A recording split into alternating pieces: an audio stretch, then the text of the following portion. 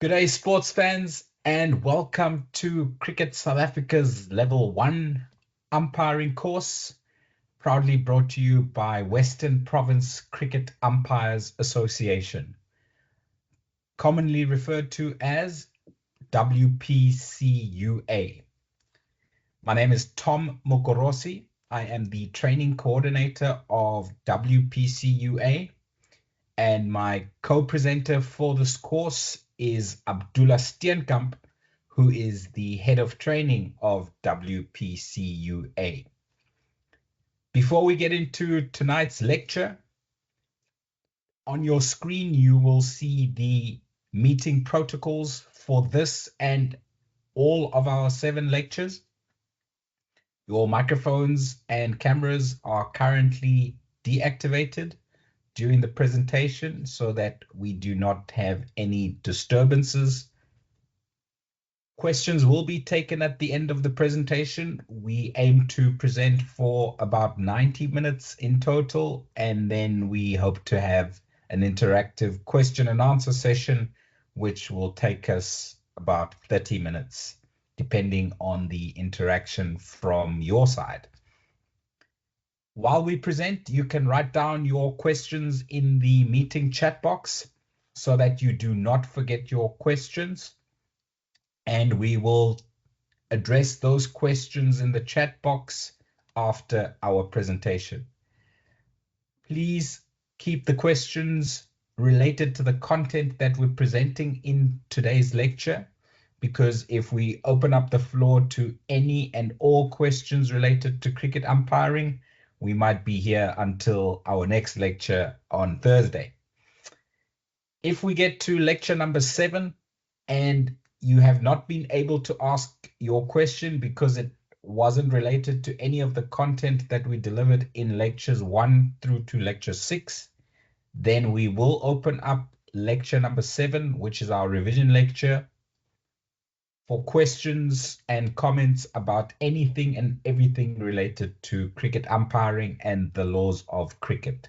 So please save your questions for all those weird and wonderful scenarios, maybe for lecture number 6, which is the modes of dismissal, or lecture number 7 if we haven't covered your topic in any of the first 6 lectures. So just to make sure that you are all able to type into the chat box, I would like a little bit of interaction to kick off the evening. I would like to know where everybody is from. So in the chat box, I'm going to type Tom from Cape Town, South Africa. So I'll lead the way and ask everybody else to follow suit. Tom from Cape Town, South Africa, and you can all type in your location, your name, because some usernames are not the names of the person behind the screen. So please, to welcome everybody and to know the flavor of which we are presenting to, please all type into the chat box now, and we shall engage after the presentation just to officially welcome everybody. And also it's always interesting to find out wherever everyone is sitting in the world of cricket. So when the question and answer session starts after we've finished presenting, the attendee microphones and cameras will be activated.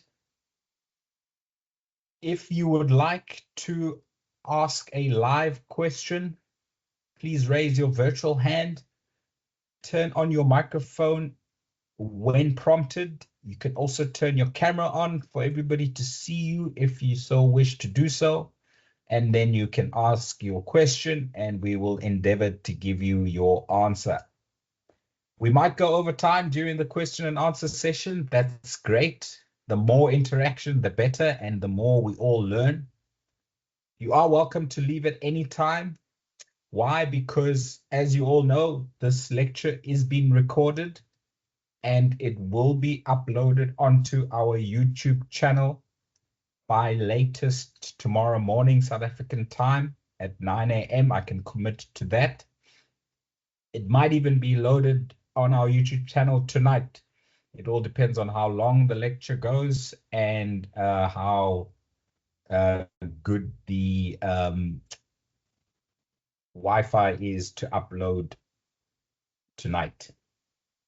So if you don't get to ask your question, please do type it into the chat box. It will be answered and you will be able to watch it on the recording on YouTube latest tomorrow.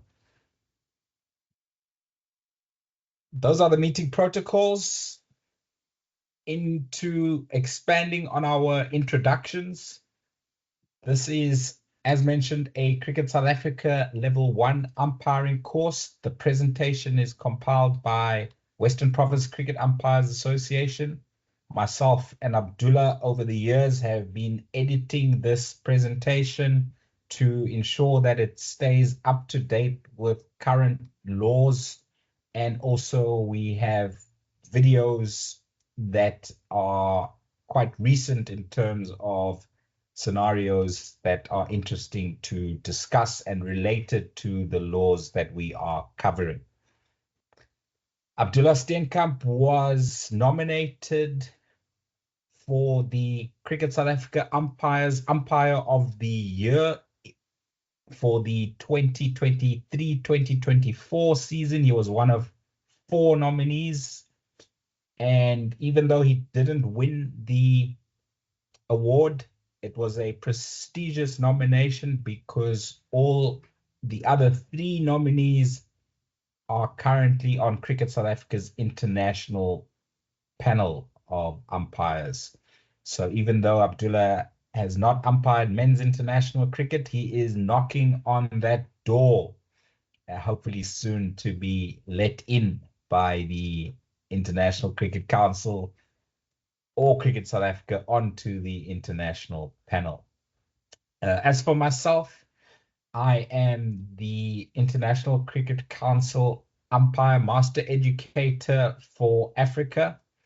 That means I go into countries like Kenya, Zimbabwe, Rwanda, and Nigeria, which I've been to train umpire tutors in Africa who will then roll out ICC's Level 1 umpiring practical element to their umpires in their country.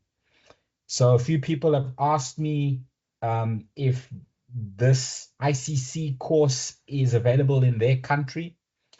So the International Cricket Council has decided to start the rollout of the ICC Level 1 umpiring course to be in those countries where there does not exist a homegrown umpire Level 1 course.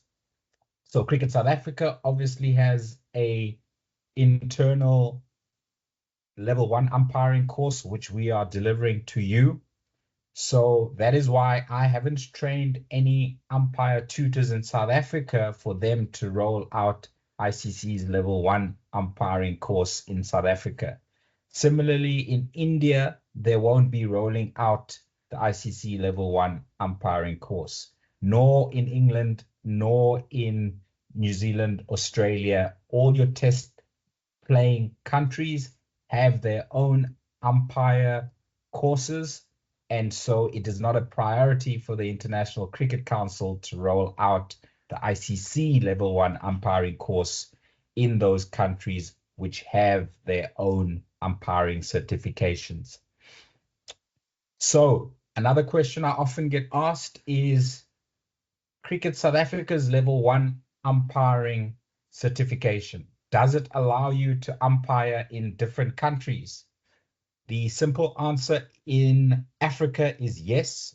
All cricket playing nations in Africa gladly accept Cricket South Africa's Level 1 umpiring course or certification as an entry level requirement to start umpiring in those countries. In the rest of the world, the USA is accepting in a lot of their states our umpiring certification from Cricket South Africa. In Canada, they accept Cricket South Africa's level 1 umpiring certificate. In the Netherlands, they gladly accept our certificate. In the United Arab Emirates, specifically in Abu Dhabi, where we have a former Cricket South Africa first-class umpire who is now living in Abu Dhabi. He's part of the Umpires Association, that side. They recognize Cricket South Africa's level 1 umpiring certificate to start umpiring in Abu Dhabi. We are still working with the Dubai Cricket Council to try and get them to accept our level 1 certificate as an entry level to start umpiring in Dubai. In Oman, in Singapore, in Hong Kong, they accept Cricket South Africa's level 1 umpiring certificate. What about the big pond of India? So India, as I'm sure you all know, is oversubscribed in terms of number of people wanting to become umpires.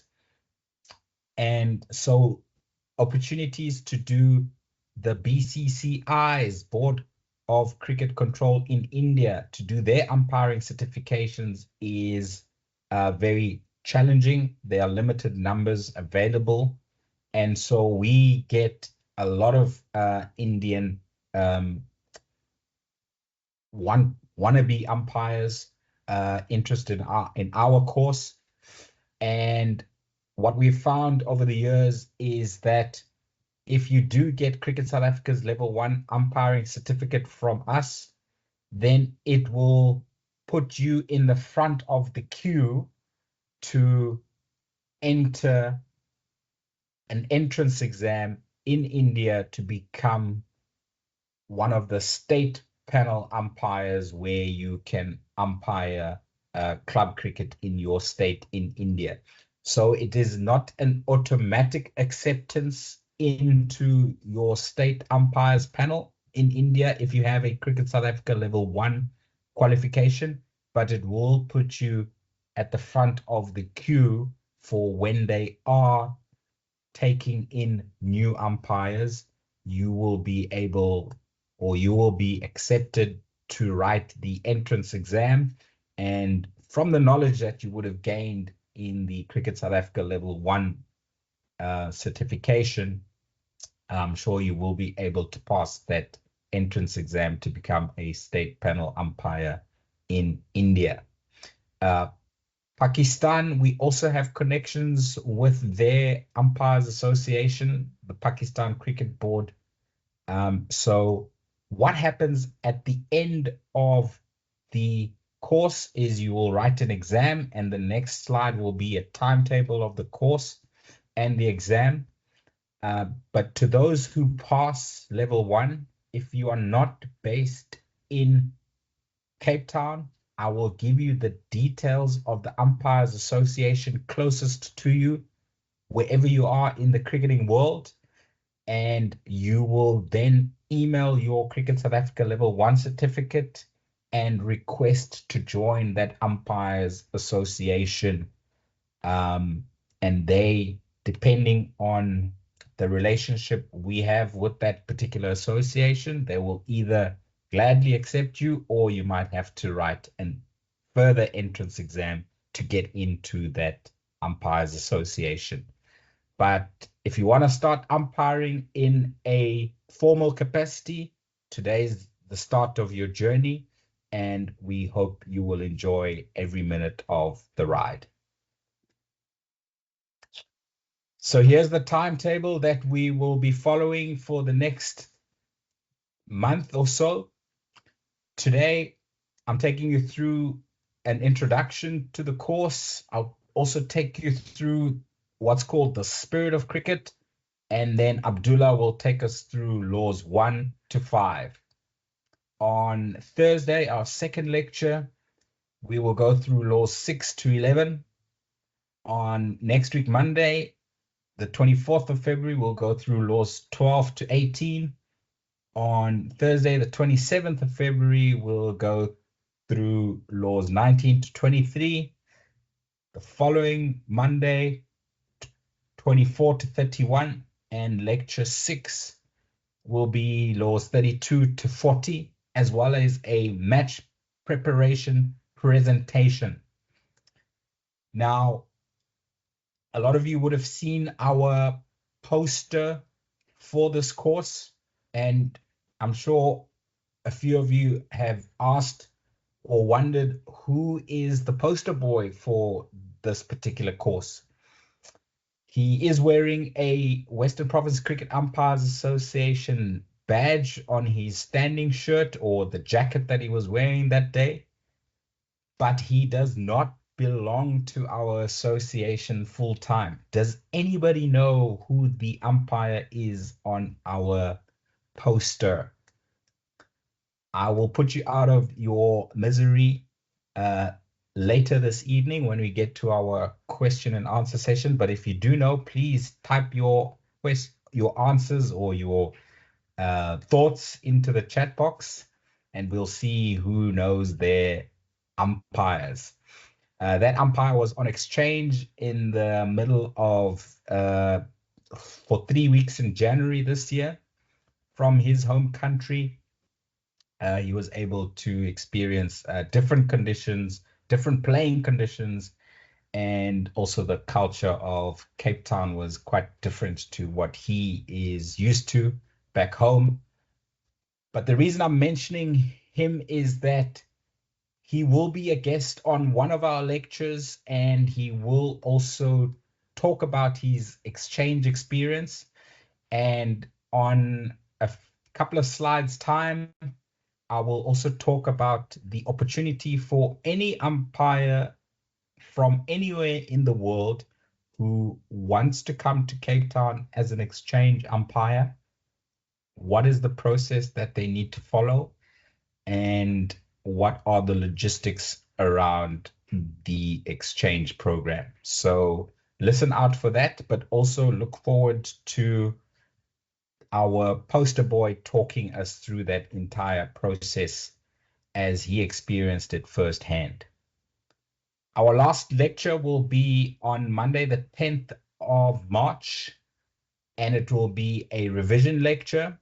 And then after Abdullah takes us through revision, I will take you all through an online click-by-click demonstration of how the online exam works. And all you need to know for now is that you have a 10-day window period from which you will have up to 5 attempts to achieve the pass mark of 80% for you to get your Cricket South Africa Level 1 certificate. As you all know, the lectures are free, but exam fees are payable. It's 300 rands for anyone living in South Africa. For people living outside of South Africa, the exam fee is either 30 US dollars or 600 South African rands. And the different payment options are on the email that I've sent everybody. It's the course material and logistics email. And it is below the reminder email that I sent a few hours ago to everyone on my mailing list. If you have not received that course material and logistics email or the reminder email from me, if you've received it maybe from somebody else, it means that you are not on our mailing list. If that is the case, please type into the chat box now your email address so that I can add you to the mailing list so that you can always be notified of when videos are loaded onto our YouTube channel and also reminders for upcoming lectures. So only if you have not received an email from me, it means you're not on the mailing list. then you can please type your email address into the chat box. And while Abdullah is presenting, I will then copy and paste all of those email addresses into our mailing list for the course. So when you pay your exam fee on or before Sunday, the 16th of March at 6 p.m. South African time, I will add you to the exam enrollment list. And please note that I do not have access to Western Province Cricket Umpires Association's bank account. So the only way that I know when people have paid their exam fees is if they send a proof of payment to training@wpcua.co.za. Please make sure that you do not instruct your bank to send the proof of payment directly to training@wpcua.co.za. Get your bank to send the proof of payment to you, and then you, with your email address from which you would like the exam link email to be sent to, that is where you forward your proof of payment from. Because quite often what happens is I get automated proof of payments from banks, and it says John Smith has paid.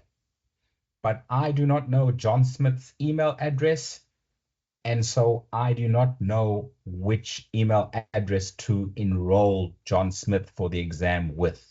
So please send the proof of payment from your bank to yourself, and then from your email address that you want the exam link email to be sent to, then you forward that proof of payment.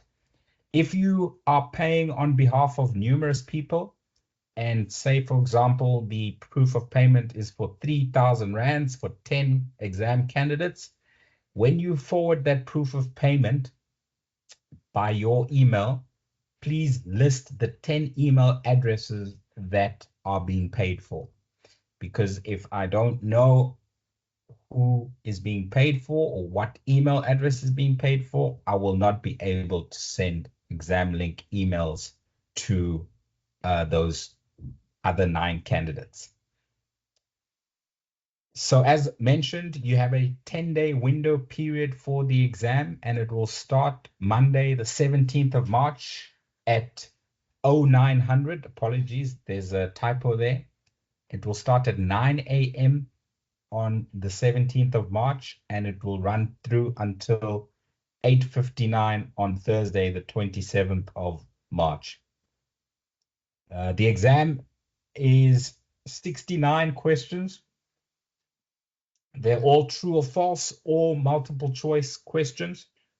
So you don't have to memorize any material because it's not a long answers exam. It is either true or false questions or multiple choice questions. So if you know your content well enough, as soon as you see the correct answer, you'll be able to choose it amongst the 4 or 5 multiple choice options. You online have up to 5 attempts to achieve a pass mark of 80% or more, and 80% of 69 questions is 56 correct answers. Note that if you get 55 out of 69, I think it's 79.8%. Unfortunately, it is not rounded up to 80%, so you would have to attempt again to pass.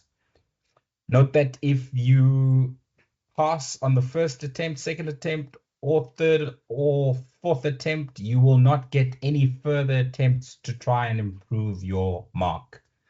Your first success at achieving the 80% pass mark will be your last attempt. Results are displayed immediately online on the website after you have completed your exam and submitted all of your answers. So you'll know immediately whether you've passed or not. And if you do pass, then your certificate will be emailed to training@wpcua.co.za, and I will commit to forwarding your certificate to you within 24 hours of receiving it in my email. Of course, if I'm sitting at my laptop and a certificate comes in, I will forward it immediately. But if you pass your exam at 2 a.m. South African time, I will most likely not be up. So I will only send it or forward it to you when I am up and in front of my computer. For those of you who pass level 1, I'm sure most of you will. Level 2 will be also online, and the first lecture will start on Monday, the 31st of March. And all level 1 passes will automatically be added to the mailing list for level 2. And similar to what we did with level 1, you will get a course material and logistics email a week before the first level 2 lecture. If you do not want to be on the level 2 mailing list, then you can reply to the first email that I send for level 2 to say that you are not joining us for level 2 this time around. And I will gladly remove you from the level 2 mailing list. So let's talk briefly about what an umpiring career looks like in South Africa. So the left-hand column is the number of years that it takes to progress. And please note that this is merely a guideline. Every umpire's career and journey is different. Some take a lot longer, some take a lot shorter. Some, obviously, a lot don't make it to the highest level of being an ICC elite panel umpire. Some make it in a shorter space of time than the 22 years that I have listed on the far left-hand column. So really, that's just a guideline. It's not a set rule. Qualification is in the next column. And then the leagues in Western Province cricket, and that is the association that we are affiliated to here in Cape Town, South Africa. Which men's league can you expect to umpire at what level? And what other Western Province experiences will you have or receive outside of club cricket matches? And then the middle column of this table is Cricket South Africa and International Cricket Council opportunities that you might get in your journey. And the next column is the panel that you will belong to at various phases in your umpiring career. And then the far right-hand column, I've got examples of male umpires where we are in our journey and how long it's taken us to get there. So you are top left-hand corner busy with level 1, and this is obviously going to be your first year of umpiring. If and when you pass level 1, then those who are in and around Cape Town, you can fill in a application online to become a member of Western Province Cricket Umpires Association, and you will start umpiring as soon as you are available, really, from the 27th of March onwards. Please do note that our season actually ends at the end of March, early April, so you might or might not get any matches this season. However, our season starts again in September, so you'll have the winter to perhaps do level 2 and level 3, and then by the time the new season starts, then you will be all leveled up.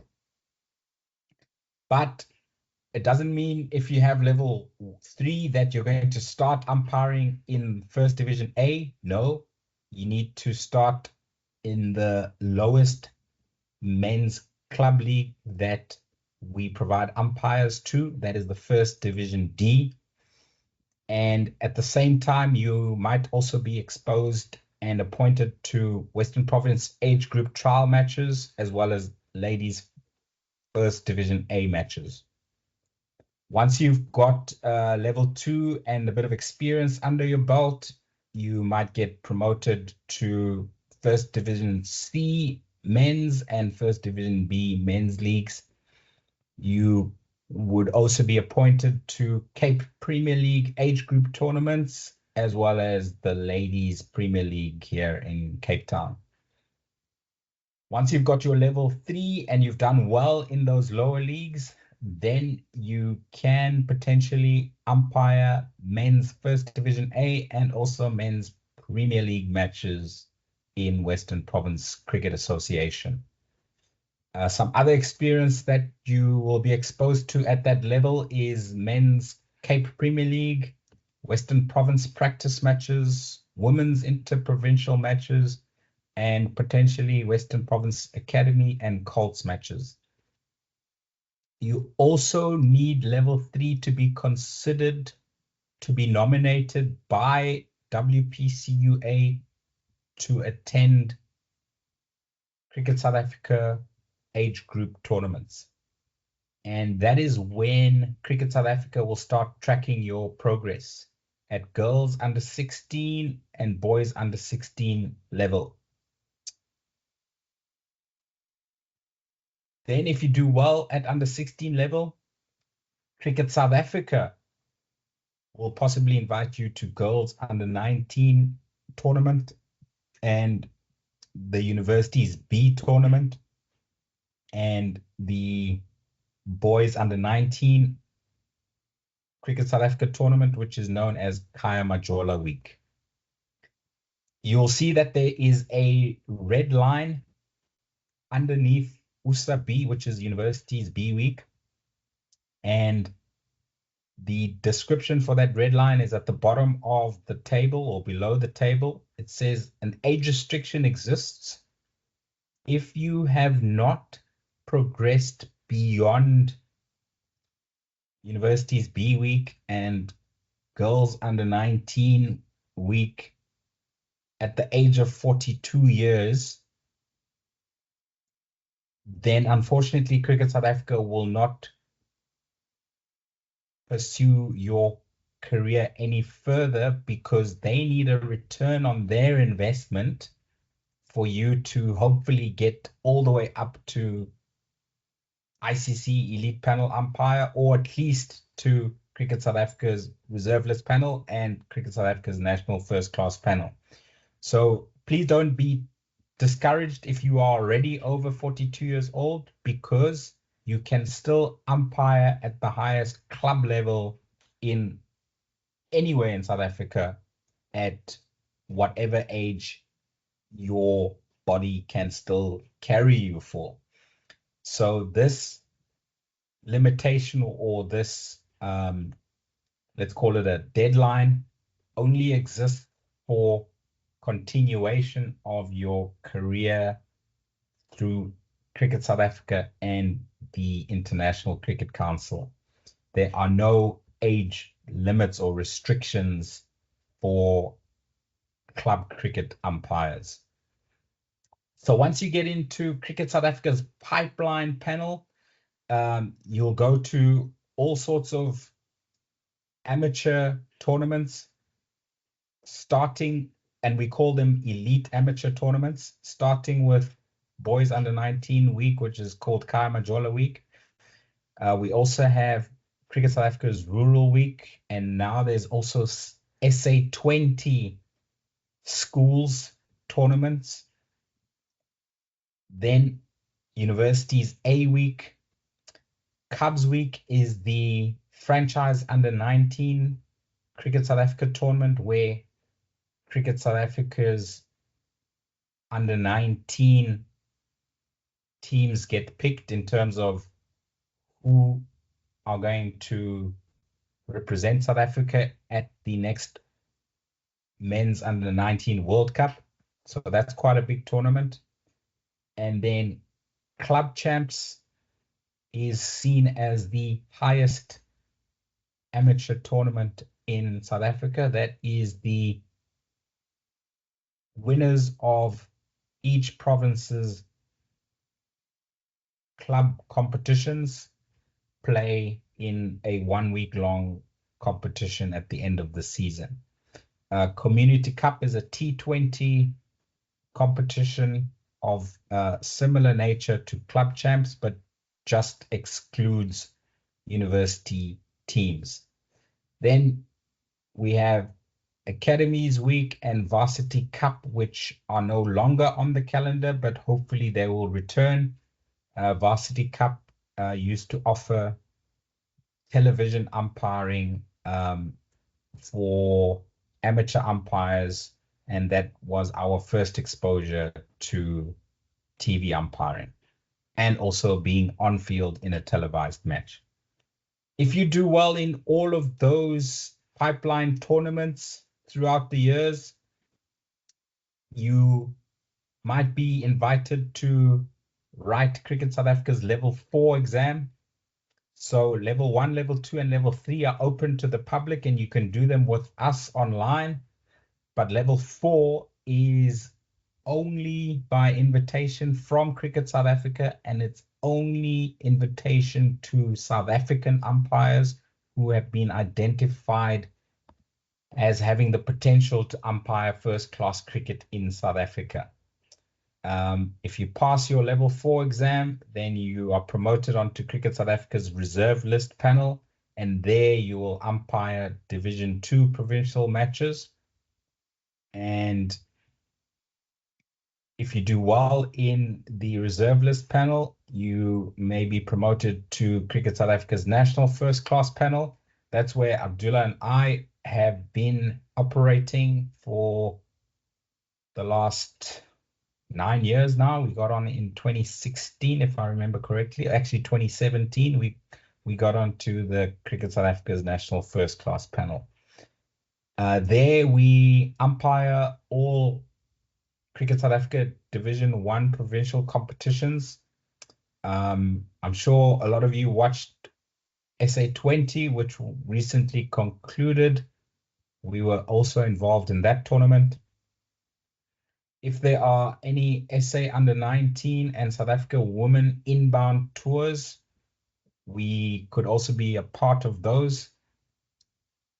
SA Emerging and SAA inbound tours, we're also eligible to umpire in.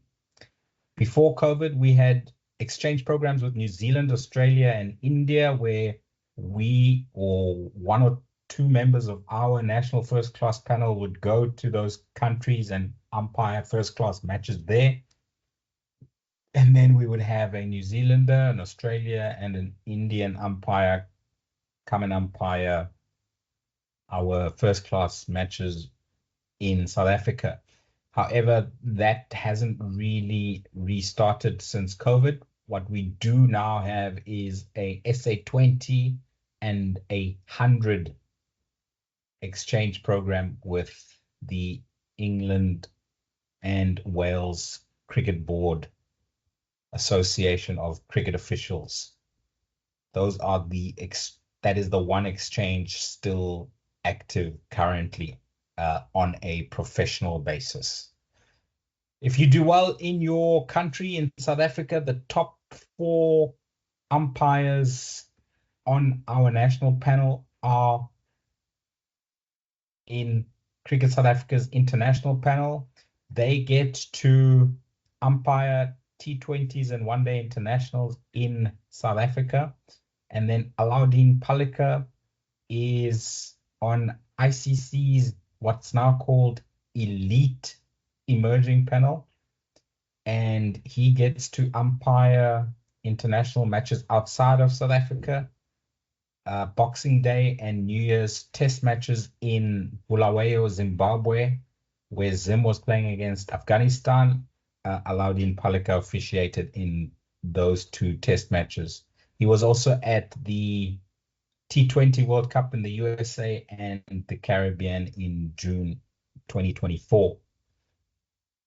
The late great Sean George stood at Lord's Cricket Ground back in 2018 or 19 for the Women's World Cup 50 over final back then. What we find now is women's cricket is growing all the time, and there are female umpires who are making careers out of umpiring. Our very own Lauren Achenbach stood in a 50 over World Cup final in New Zealand a few years ago, and she's now also training umpire tutors in Africa with me for the International Cricket Council.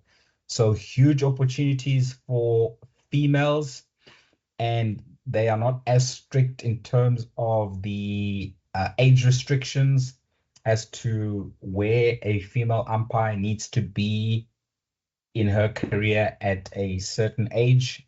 If you're good enough, you will get great opportunities to excel as a female umpire. So I hope there are females on this course, and I hope you do take umpiring as a potential career path for you.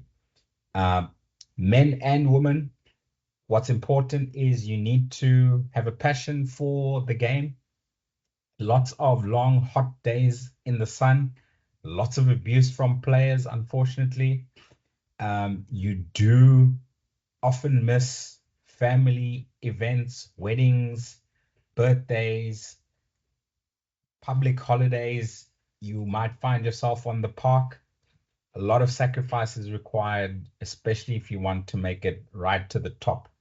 And what is important as well is to know that there are only 12 umpires around the world who are on ICC's elite panel. And so not everybody's going to get there. And so you need to be enjoying the journey and not too worried about the destination, because if you focus only on the destination, you will be disappointed if you don't make it there, and you won't enjoy your umpiring. Critically important to enjoy your umpiring, because the moment you stop enjoying it, you will not do well at it at all.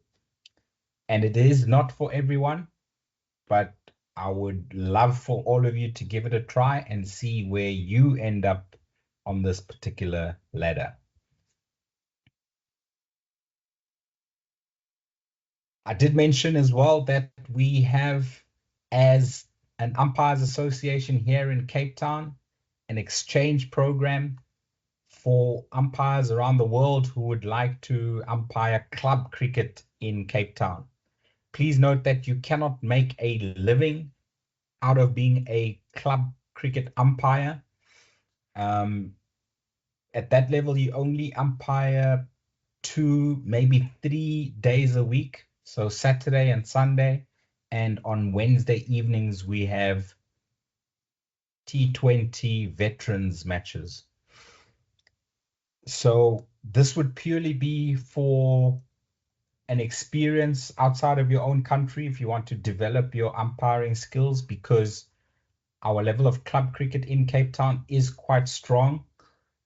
So if you are maybe in a country where the level of cricket is not that great, this would be great exposure for you. And as mentioned, we will be having our poster boy join us for one of the lectures in this course, and he will talk us through his own exchange experience here in Cape Town in January this year. But just a quick outline of how it would work. You need to have done at least one of our courses. So level 1, level 2, or level 3. You're busy with level 1, so you tick that box. Of course, you need to pass. Then you need to apply for a tourist visa. Most countries, unfortunately, require a visa to come to South Africa, and the maximum stay for visitors is 90 days. Book a flight to Cape Town anytime during our cricket season, from beginning of October to the end of March. keep in mind that there's a 3-week period from the 17th of December until about the 7th of January where there's no club cricket. So it's a break for Christmas and New Year's. You need to ideally book accommodation using Airbnb in one of those suburbs listed, because there's a huge concentration of cricket clubs in the southern suburbs of Cape Town. Once you've done all of that admin yourself, then you can ask me to send you a WPCUA membership application form. It will just be an admin exercise, really. We will accept your application, and then when you come over, you will let us know your availability. Maybe you want to do a lot of tourist stuff, or maybe you are actually working remotely, so you're not available on some days or all days, all the time. Just give us your availability and we will appoint you accordingly. As mentioned, most matches will be on weekends, and you might get a veterans match on a Wednesday evening. The umpire fees that we will pay you range from 175 rands for an under 11 T20 match to 500 rands for a men's Premier League match. Just to convert that for you to US dollars, that would be about 27 or 28 US dollars, that 500 South African rands. So not a lot of money. It will basically just be pocket money for your holiday in Cape Town. And that's what you need to do when you're applying for your visa. You need to just mention that you're going on holiday to Cape Town. Please don't mention the umpiring, because then they're going to want a work permit from you, and that will take forever to arrange. So you'll see in red right at the bottom of this slide that we do not provide any visa, accommodation, or travel assistance. You just book your flights, your accommodation, and use Uber to get around in Cape Town, but do look at it as a holiday where you will do a little bit of umpiring on the side. We do have a gentleman from India who came for the maximum of 90 days, and he was working remotely while he was hiring or renting a Airbnb apartment, and that worked out very well for him because he was still getting his salary. He was able to free himself up for as much umpiring as possible, working whenever he wasn't umpiring and umpiring whenever he wasn't working. And during that 3-week window period of no cricket, that's when he did all his sightseeing in and around Cape Town. Any questions on the exchange program, you are welcome to ask, but we do suggest that you go to our YouTube channel and type in exchange, and you will see an interview I did with Datram, the Indian umpire who came on exchange to South Africa for 3 months, and he will talk through the entire process. And also he mentions the benefit that exchange program had for him going back to India with a Cricket South Africa level 1 qualification, and also the on-field experience that he had gained that got him into Karnataka State Panel of Umpires. So that is the value that the qualification and on-field experience at club level in Cape Town can bring to your umpiring career. Lastly, from my side this evening, I'm going to take you through the spirit of cricket. And you'll see there that we have a law book, and the law book has got 42 laws. Some of you will have noted that we're only going through 40 of the laws, and I'm reaching down below my table to try and grab a law book, but I think they're all wrapped up in a pack. But I wanted to show you that before even law number 1, we have a preamble to the book, which is called The Spirit of Cricket. What is the spirit of cricket? Let me play this video for an even better explanation than I would be able to give. And while the video is on, I'll be able to find a law book under my desk.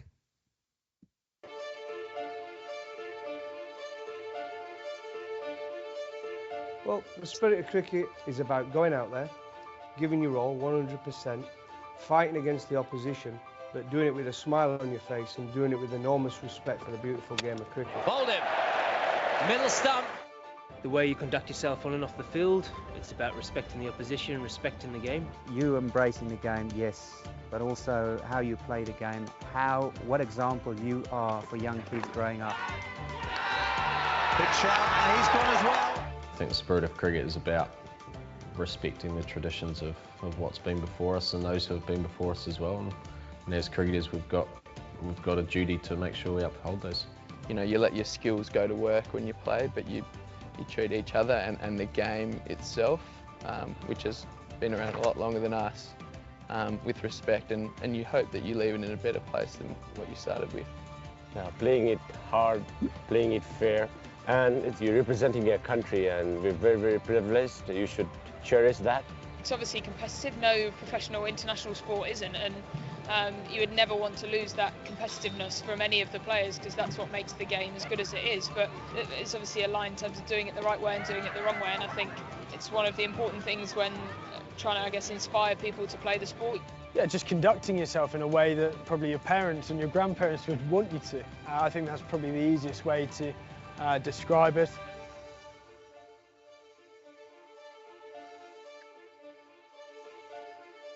Obviously, after what happened in South Africa, you know, I know those guys really well, and I know that they're not proud of that, and they made a mistake.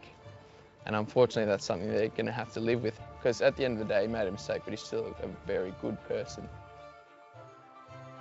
Everybody will make a mistake at some point in their career, but it's about repairing those mistakes in future games and learning from your mistakes. Yeah, there's no doubt about still being competitive and still wanting to win, but yeah, certainly you can win and lose in the right manner.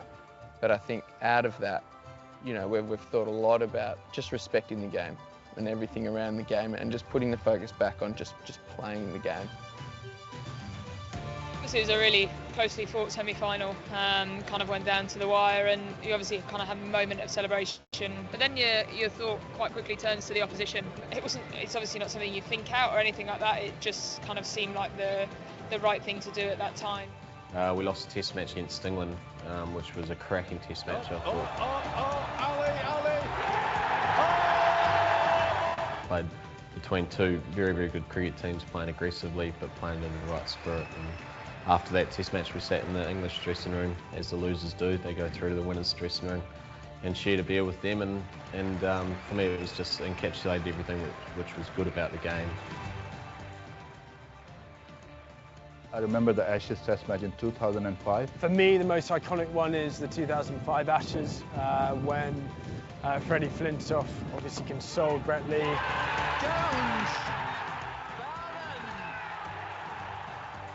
When he was sitting down and when Flintoff went to him and shake his hand, I think that's the spirit of cricket for me. Yeah, that for me is the iconic moment. Kind of the result obviously went England's way, but he took the time to console a bloke that had put in a hell of a performance. It'll be something like, I want to tell you, I've got great admiration for you and the way you guys played this match. So, sure, you know, you respect for the opposition. End of the day, it's just a game of cricket, but I think that's the spirit of cricket for me. But you actually, together, you sit down together, and that's the spirit of cricket. Friendship.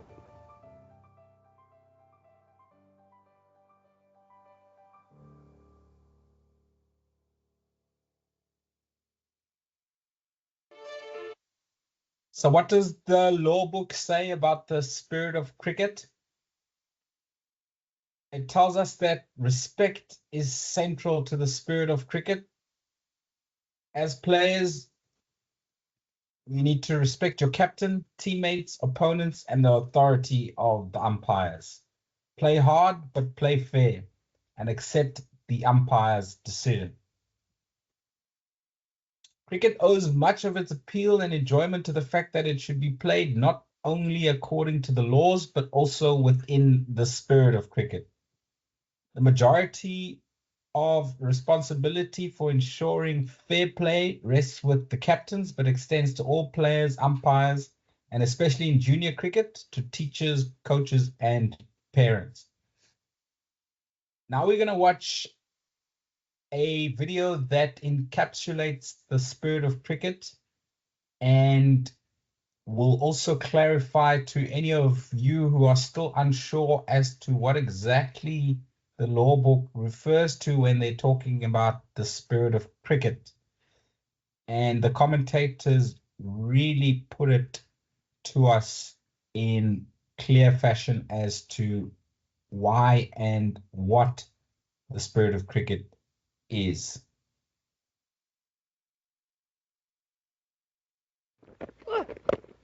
Dare looks to hike that across the line. Andy McBride has ended up on his feet. I don't think they're going to run him out here, and that is brilliant to see. Asif Sheikh, take a bow. We speak so often about where the spirit of cricket has gone in our game, and you see it on show there, because Kamal Singh Irie has accidentally tripped up Andy McBride, and I've got goosebumps here in the commentary box, because that's a touching moment. It was accidental, but he could have run him out here, and Asif Sheikh has said no. He said he's not going to do it because of the spirit of the game. That's your nominee for the Spirit of Cricket Award for 2022 for the ICC. It's that young man, Asif Sheikh. Massive respect for Asif there. Here's this moment, the spirit of cricket moment. He's clearly tripped him, unintentionally albeit. And Asif Sheikh did the right thing. He had to think for a moment. It's only a split second he has. And what was lovely to see, the turn, and he went back, and Andy McBride said, thank you very much. He went over and shook his hand, and he said, you've done the right thing, and equally the same from Sandeep Lamachani. Brilliantly led. There's two young, inspirational men, Sandeep Lamachani and the man of the moment, Asif Sheikh. So in that scenario, if the bowler had thrown the ball to the wicketkeeper, Asif Sheikh, and Asif Sheikh had taken the bails off and there was an appeal, the umpires would have had to give the batter out because the collision or the tripping of the striker or the batter was unintentional, and it wasn't a serious injury, so play would have continued. And the umpires, remember, need to apply the laws of cricket. And as per the run-out law, if a batter is not grounded any part of his bat or person beyond the popping crease when the wicket is fairly put down, then the umpire has to give the batter out, run out. It would have then been up to the captain to withdraw the appeal. And if the appeal was not withdrawn, then, as mentioned, the umpire would have had to give the batter out, run out. Us as umpires, and especially at club cricket level, we encourage here in Cape Town our umpires to ask the fielding captain if they would consider withdrawing a controversial appeal. That is our role in promoting the spirit of cricket, but we cannot force any captain to withdraw an appeal. At international level, the captain, the former captain of India, Mahendra Singh Dhoni, was the players' representative on the cricket committee of the International Cricket Council about 10 years ago, when he said that the players and the captains do not want the pressure and the scrutiny of being asked to withdraw the appeal or asked to consider withdrawing the appeal by the umpires in an international match. So in an international match, The captains still have the option to withdraw the appeal, but they will not be asked by the umpires if they would consider withdrawing their appeal. Whereas at club cricket, where we want to promote the spirit of cricket as far as possible as umpires, we encourage our umpires to ask the fielding captain if they would consider withdrawing a controversial appeal. How you try and promote the spirit of cricket will only improve with your experience on the field and your rapport building with players and captains. So that's all I have for you this evening. I'm now going to hand over to Abdullah, who's going to take us through law number 1, the players, all the way through to law number 5. Abdullah, I am unsharing and I expect that you will be sharing soon for the rest of the candidates. Yeah. Abdullah? Yes, good evening to you, Tom. Good evening to the rest of the attendees. Let me just share my screen.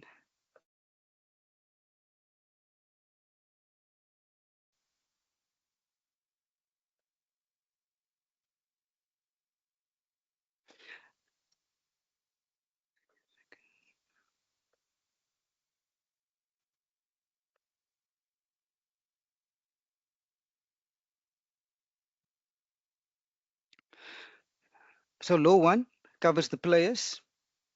And in terms of the number of players, and before I continue with law number 1, for the purpose of this course, we are covering the laws of cricket, the blue book. There are many competitions across the world where the governing body writes playing conditions for those various competitions. And if there is a playing condition in place, the playing condition will overrule the law. But if there's no playing condition in place, we will follow the laws of cricket.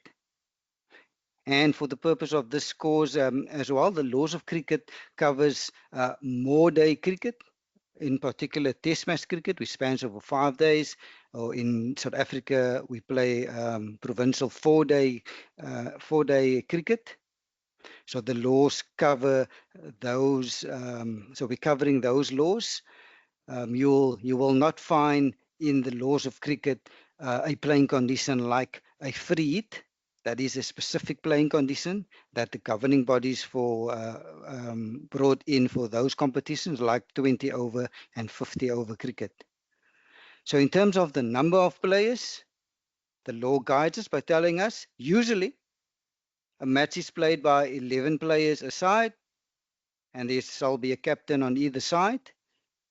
The law also allows for fewer than 11 or even more than 11 players to play at any given time, but there is a but, and that exception is if you do play more than 11 players,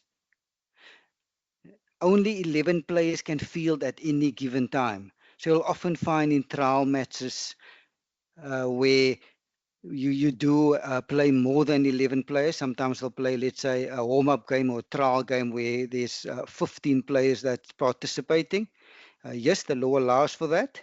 But when it comes to the fielding side, only 11, a max of 11 players may be on the field. The law also guides us by telling us that if for whatever reason a side is reduced to fewer than the original number of nominated players, the match to continue as long as it is possible under the laws, or if there's any agreement made before the toss. An example of an agreement made before the toss in Western Province, here in Cape Town, the local league, the Western Province Cricket Association is the governing body, and they put in a bylaw where the bylaw states that 7 players, if the side is less than 7 players, then the game cannot continue. But again, that is a bylaw that was brought in by the local governing body of cricket here in the Western Cape, here in Cape Town. 7, if less than 7, then the game cannot continue. That's just an example of an agreement that was put in here for club cricket in the Western Cape. When it comes to the nomination and the replacement of players, so ideally, captain to nominate players in writing, and the captain needs to give it to one of the umpires before the toss. The toss cannot take place until both captains has nominated their players in writing. On the right-hand side is just an example of a nomination sheet that we use here in the Western Cape for club cricket, where before the toss we hand each captain a sheet, and the captain then completes the team sheet and bring it with him or her to the toss. So after the nomination has taken place, the law tells us that no player may be changed after the nomination. But there is a condition in place. If you do want to change a player, you need the consent of the opposing captain. So once a toss has taken place, or before the toss, captain nominates his or her side. They come with the nomination sheet to the toss, hand it to the umpire. Now the toss takes place. So after the nomination and after the toss has taken place, if you do want to replace a player, you need the consent of the opposing captain. I'll give you an example to illustrate what the law is trying to tell us. So our game starts at 10 o'clock on day one. Let's use a test match as an example. 9:30, the toss will take place. So before the toss, captains will nominate their sides. Toss will take place at 9:30. Game only starts at 10. So at 9:40, while the players are warming up, one of the players roll over their ankle. Let's say they break their ankle. Obviously, after breaking your ankle, you obviously not able to participate in the game any further. So now the law allows for that player that broke his or her ankle to be changed or to be replaced. But there is a but, and that but is you need the consent of the opposing captain to replace that player. So what will happen is the player, after breaking his or her ankle, you'll then go to the opposing captain. Captains and umpires will then get together. We will then ask the opposing captain whether he or she gives consent to have the player replace that broke his or her ankle. If yes, we will replace that player. If no, unfortunately, that player can not be replaced. So if a replacement player was allowed, the law then tells us that this replacement player shall be considered the same as a nominated player. So that player can bat, bowl, field, have full power in this game. A replacement player shall not bat in an innings where the nominated player he or she is replacing has completed their innings, and a replacement player shall inherit all the unserved penalty time if there were warnings given to the player or any suspensions, that replacement player shall inherit all these unserved penalty time or warnings or suspensions. When it comes to the captain, if the captain is not available, a deputy to act for the captain. So when it comes to the nomination of players, the law allows that any person associated with the team can nominate the players. Can any person, whether it's the coach, whether it's the scorer, or team manager, can nominate or write the team on the nomination sheet if the captain is not available. But when it comes to the toss, captain or one of the nominated players needs to toss, preferably the captain needs to toss. You cannot have any person nominated with the side to do the toss, like the coach coming for the toss or the team manager coming to do the toss. It needs to be the captain or the deputy or any nominated player needs to come do the toss. Law 2 covers the umpires. When it comes to the appointment and attendance of the umpires, The law guides us by telling us, ideally, 2 umpires to be appointed for the game. It's ideally, there are times where, yes, 2 umpires was appointed, but only 1 umpire rocks up for whatever reasons, but ideally 2 umpires to be appointed at club level. We do know at provincial or international level, there are more than 2 umpires. So like at any given test match, there'll be 4 umpires, 2 will be on field, there'll be a TV umpire, and there will be a 4th umpire. Umpires that was appointed to the game needs to be at the ground at least 45 minutes before play is about to start. So if our play starts at 10 o'clock, umpires needs to be there 9:15 latest. We'll see in later laws why umpires needs to be there 45 or at least 45 minutes before play starts. You'll see later in later laws there are many duties that the umpires needs to do before the game starts. Are you allowed to change an umpire? Yes, the law allows for an umpire to be changed because an umpire can become injured or ill, or sometimes there is exceptional circumstances. But there are conditions. If you do decide to change the umpire, the replacement umpire only to stand at the striker's end. That's the condition. But there's also a but here. But if the captains agree that this replacement umpire can take full responsibility, then the replacement umpire can then stand at bowler's end as well. But both captains needs to agree. So before the game starts, there's lots of things that needs to happen. You need to have a chat to the captains. You need to meet the captains before the game. What are you going to discuss with the captains? You need to discuss which balls are you going to use for this particular game. Usually we get guided by the governing body of cricket for which balls to use.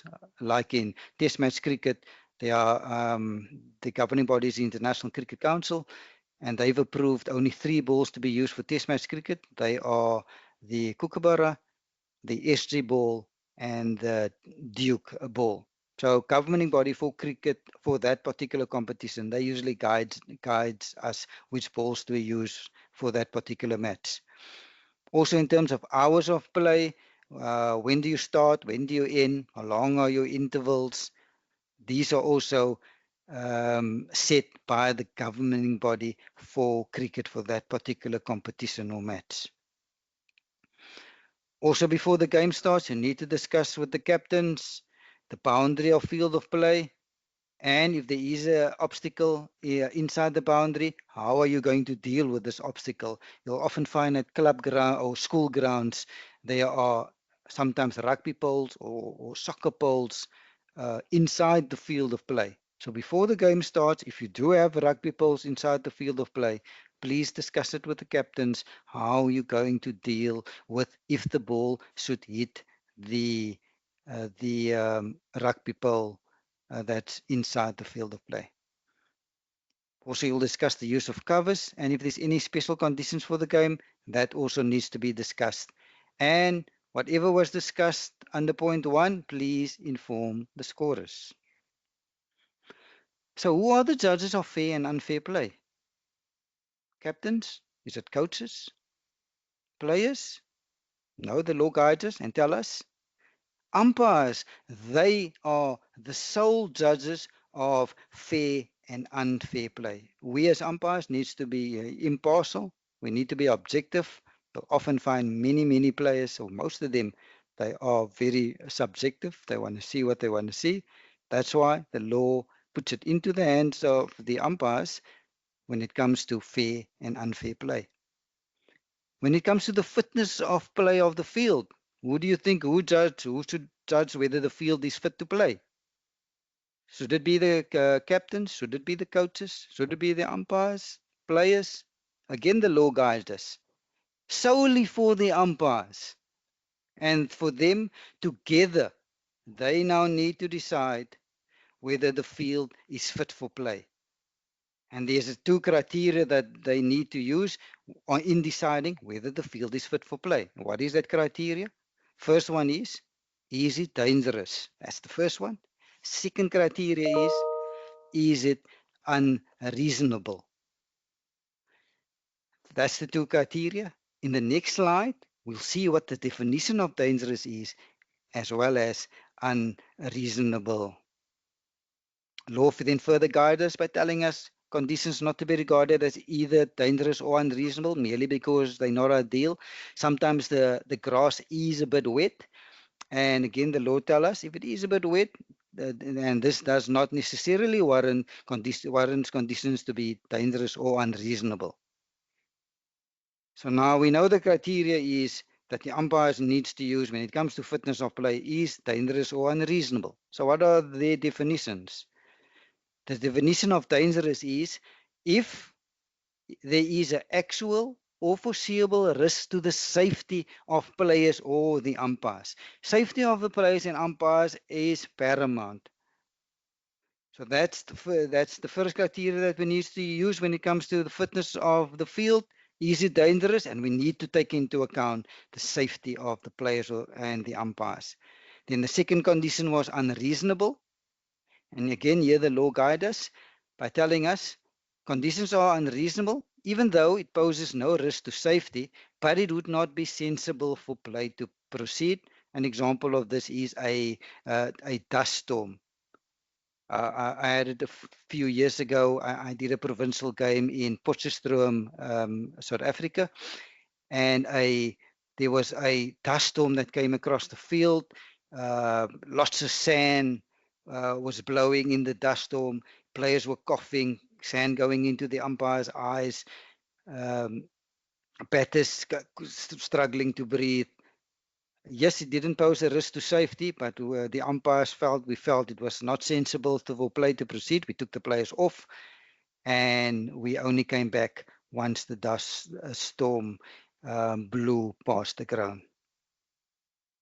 Also, when it comes to fitness of play, things that the umpires need to take into account is when they do their inspections, is the ground so wet or so slippery that it deprives the bowler of a reasonable foothold while running in to deliver the ball? Is the field so wet or muddy that the fielders does not have the power of free movement, or the batters doesn't have the ability to play their strokes or to run between the wickets? If this is the case, then umpires shall take it that the conditions are dangerous and unreasonable, and they shall not allow play to take place. So if at any time the umpires together, and again it's important, umpires together agree that the conditions of ground, weather or light is dangerous or unreasonable, they shall immediately suspend play, or they shall not allow play to start or to recommence. Important, only umpires, solely for them to have this discussion and they to decide whether conditions are dangerous or unreasonable. And if the case, they need to immediately suspend play, or they shall not allow play to start or to recommence.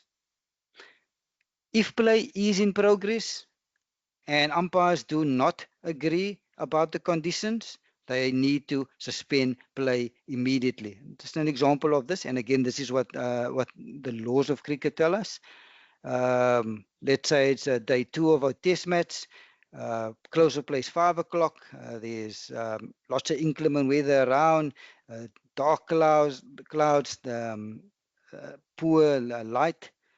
Umpires will then have a discussion with regards to the light. Now the law guides us by telling us that if both umpires agree that the light is still good, play will continue. But if one umpire feels that the light is not good enough, play needs to be suspended. So now you've decided to suspend play.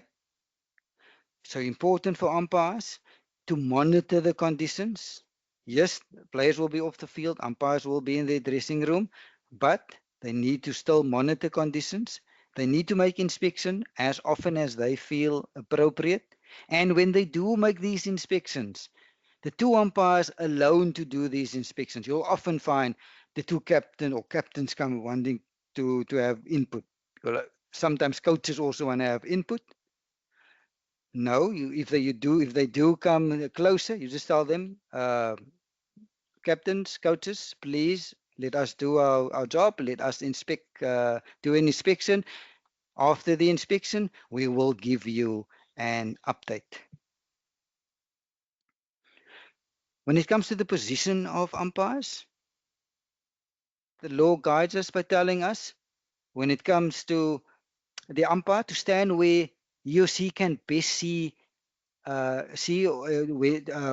best see any act upon which he or she needs to make a decision. So they're not telling you exactly where to stand. You just need to stand where you can make the best decision. So when it comes to the bowler's end umpire, to stand in such a position not to interfere with the bowler's run-up or the striker's view. That's why the bowler's end umpire, we will line ourselves up exactly behind middle stump. So we'll stand behind the stump, so not to impede the bowler or not to impede the striker's view. So that's the bowler's end umpire. Striker's end umpire, the law wants the striker's end umpire to stand on the onside. So whether it's a left-hand batter or a right-hand batter, striker's end umpire needs to stand on the offside, on the onside. If they do take a single and now the right-hand batter's on strike, and let's say the first ball of the over was a left-hand batter and the striker's end was standing on the onside, the ball then gets played down to third man. They take a single. Now the right-hand batter will be on strike. The striker's end umpire needs to move to the other side, i.e. the onside. There are times where, and the law allows for this, for the striker's end umpire to stand on the offside. Examples of this is the late setting sun. Sometimes there are silly point fielders crowding the bat, a short leg fielder standing over the popping crease. So the law allows that the striker's end umpire may stand on the offside. Preferably, strikers end to stand on the onside, but if late setting sun or if a short leg fielder is blocking view of the stumps and the popping crease, the law allows the striker's end umpire to go stand on the offside. And if he or she decides to go stand on the offside, striker's end umpire needs to inform captain of the fielding side, the striker, and the other umpire. Do umpires change ends? In modern cricket or test match cricket, when there's more than one innings, yes, they do change ends. And when do they change ends? They need to change ends after each side has completed one innings. So that's why you'll only find in more-day cricket, like test match cricket or 4-day provincial cricket in South Africa, where umpire changes ends, because they only change ends once each side has completed an innings, once the first innings are completed. That's why in T20 cricket or 50 over cricket, you will not find umpires changing ends, because there's only one innings per side. If there is a disagreement and dispute, umpires, they need to get together, and then umpires, they alone make the final decision. The law allows for an umpire to change his or her decision, as long as that change is made promptly, and if the umpire do decide to change it, and then once made, that decision is then final. So yes, the law allows for you to change your decision, but be careful in just changing your decision. Your credibility as an umpire will be questioned. Word will get around that Abdullah changed his decision last week, and players will put pressure on you going for the rest of your career if you just decide to change decisions. So yes, the law allows for it, but you need to be very, very careful for just changing your decisions. This is now at club level. We all know at international level, where we do have the decision review system in place, where umpires' decisions can be changed, but that is where DRS is in place. When it comes to signals, and these are the common signals. I'm not going to go through all of them. Lots of them are common. With the out signal, I just want to emphasize, when it comes to the out signal, you can either raise your left or your right hand, doesn't matter, but if you do decide to raise your left hand, it needs to be above your head. So that is important. A left raise hand with a raised finger needs to be above your head. When it comes to boundary 4, you need to end up with your arms in front of your chest. Leg by, you need to face you need to be side on to the striker, to the scorers, if you do signal leg by. These are the common signals. There are the not so common signals. Commencement of the last hour. Here you by pointing to a raised wrist with the other hand. There's also a level 3 conduct signals. So if a level 3 happens on the field of play, there are 2 signals if there's a level 3 conduct. The first signal is by putting one arm to the side of the body and repeatedly raising it up and down. And this is the second signal for a level 3 conduct, where you raise both hands, fingers spread apart. This is the second signal for level 3 conduct. If there's a level 4 conduct, again, 2 signals. The first one is putting an arm to the side of the body and repeatedly raising it up and down. And this is the second signal for a level 4 conduct.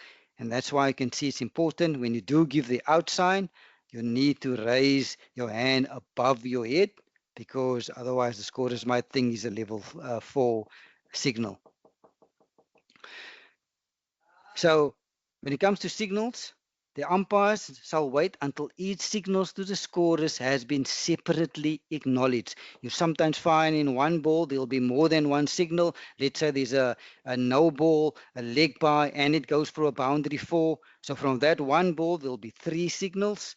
So you need to signal them in sequence. So you'll first signal the no ball to the scorers and wait for acknowledgement. Secondly, you'll signal leg pass to the scorers, and they need to acknowledge that signal. And lastly, you'll signal boundary 4, and they need to acknowledge that signal. All signals to be made by the bowlers in umpire, except for short run.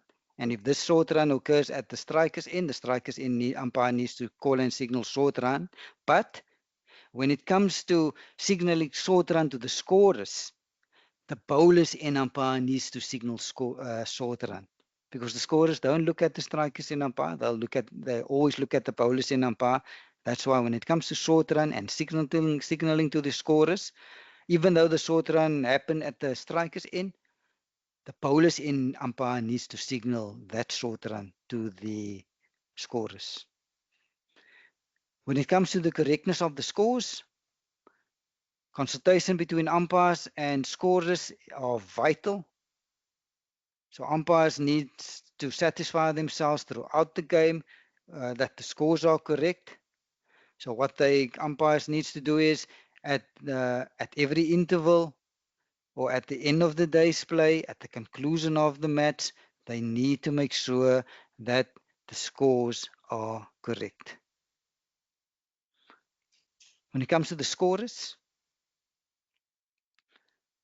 appointment of scorers, the law guides us by telling us 2 scorers needs to be appointed to each game. So ideally 2 scorers. And what do scorers do? They need to record all runs scored, all wickets taken, and the number of overs bowled. It's important that scorers frequently check their records, and the records needs to agree. That's why it's important for scorers to sit next to each other. You cannot have one scorer sitting at one side of the ground and the other scorer sitting on the opposite side of the ground. Sometimes at club level, you'll find one scorer sitting in one car and the other scorer in a separate car. You need to then tell the scorers, please, they need to sit in the same car. They need to sit next to each other. They need to make sure that the records agree. And I've mentioned earlier that when it comes to acknowledging signals by the umpires. And sometimes there are more than one signal off a single ball. Scorers needs to acknowledge each signal separately. The penultimate law that I'm covering this evening is the ball. When it comes to the weight and size of the ball, when it comes to men's cricket, when it comes to the weight, not less than 155.9 grams and not more than 163 grams. When it comes to the circumference, not less than 22.4 centimeters and not more than 22.9 centimeters. So if you do find a ball that is 151 grams in a men's game, that ball does not comply with the law, cannot be used. Or if the ball is 165 grams, also not allowed. So anywhere between 155.9 and 163, no problem with the ball. These are the sizes and circumferences of the men's balls. When it comes to women's cricket, balls are slightly smaller in terms of the weight. There it's 140 grams to 151 grams, and the circumference is 21 centimeters to 22.5 centimeters. When it comes to the approval and the control of balls, so usually the governing body for that particular competition, they will guide us which balls to use. Like in Test match cricket, the International Cricket Council decided that only 3 balls to be used for Test match cricket. They are the Kookaburra turf balls, the Duke balls, and the SG balls. Provincial cricket in South Africa, for the cricket, the Kookaburra turf balls to be used. At club level in the Western Cape, the Premier League as an example, the governing body decided that it's a locally made ball. It's called Inwe, and the Inwe balls to be used. So the point I'm trying to make is the governing body for cricket for that particular competition, they decide which balls to be used. All balls to be in possession of the umpires before the toss and to remain under the umpire's control throughout the game. Umpires, it's very important that you do keep possession of that ball at all times. If a wicket falls, ask the fielding side for the ball. At the start of the interval, get the ball from the fielding side. If it's at the rain interruption, get the ball from the fielding side. So when it comes to the new ball, unless there's an agreement contrary before the match, each captain may demand a new ball at the start of each innings. So in modern cricket and Test match cricket as an example, fielding side can ask for a new ball after 80 overs. So the option is there after 80 overs for the fielding side to take a new ball. They don't have to exercise the option, but it is there after 80 overs. And only after 80 overs. If after 75 overs, the option is not available yet. So after 80 overs, that option is available to take the new ball. Ball becoming lost or unfit for play. The law guides us by telling us that if a ball cannot be recovered, the ball is lost, or the ball become unfit, how do you decide on how to replace the ball? And who decides to replace the ball? The law guides us by telling us if a ball become unfit, or the ball cannot be found, gets it out of the stadium, or the ball gets out of shape, or the seam became loose, umpires and umpires alone, they decide on the replacement ball. Fielding captain doesn't have an input. Batters don't have an input. 2 umpires, they alone choose the replacement ball. And what criteria do they use in choosing the replacement ball? The criteria to use is they need to find a ball in the box of spare balls, and that ball needs to have had comparable wear and tear with that which the previous ball had received before the need for its replacement. That's why it's so important that you do monitor the ball throughout the game, because in case you do need to change the ball, then you do have an idea how the ball looks like, because when you do choose the replacement ball, you then need to find a ball from that box of spare balls, and it needs to have comparable wear and tear. And then just to emphasize again, umpires alone to decide on the replacement ball. No input from batters, nor the fielding captain. And once the umpires decided on the replacement ball, they just hand it to the fielding captain, and then play will continue. Last law before I hand over to Tom. When it comes to the bat consists of two parts. There's a handle and a blade. Let's first cover the handle. The law guides us when it comes to the material for the handle, and it's to be made principally of cane and or wood. The law also allows, so the part of the handle that's wholly outside the blade is defined as the upper portion of the handle. And the law allows for the handle to be covered with a grip. So handle can be made of cane and or wood, and you can use a grip to cover it. So when it comes to the blade, now the law specific, the blade only to consist of wood, solely wood. The blade of the bat can be made of no other material. We had an instance in 1979 where Dennis Lilly came out to bat with an aluminium bat. At that stage, the wording was not as clear as they are today in the law. Where today it says blade must be solely of wood. This wording wasn't in the law in 1979, so Dennis Lilly came to bat with an aluminium bat. Soon after this test match, the lawmakers changed the law and they put point number 2 in, where in the law they made it clear that when it comes to the blade, only to be made out of wood. When it comes to damage to the ball for any part of the bat, covered or uncovered, the hardness of any materials and the surface texture thereof shall not be such that it would cause unacceptable damage to the ball. The law guides us by telling what is unacceptable damage, and the definition according to the law of unacceptable damage is any change to the bat that is greater than the normal wear and tear caused by the balls striking the uncovered wooden surface. So when does the ball make contact with the bat? If the ball makes contact with the bat itself, any part of the bat, the ball then struck the bat or made contact with the bat. The batter's hand holding the bat. Any part of the glove worn on the batter's hand holding the bat. Any additional materials.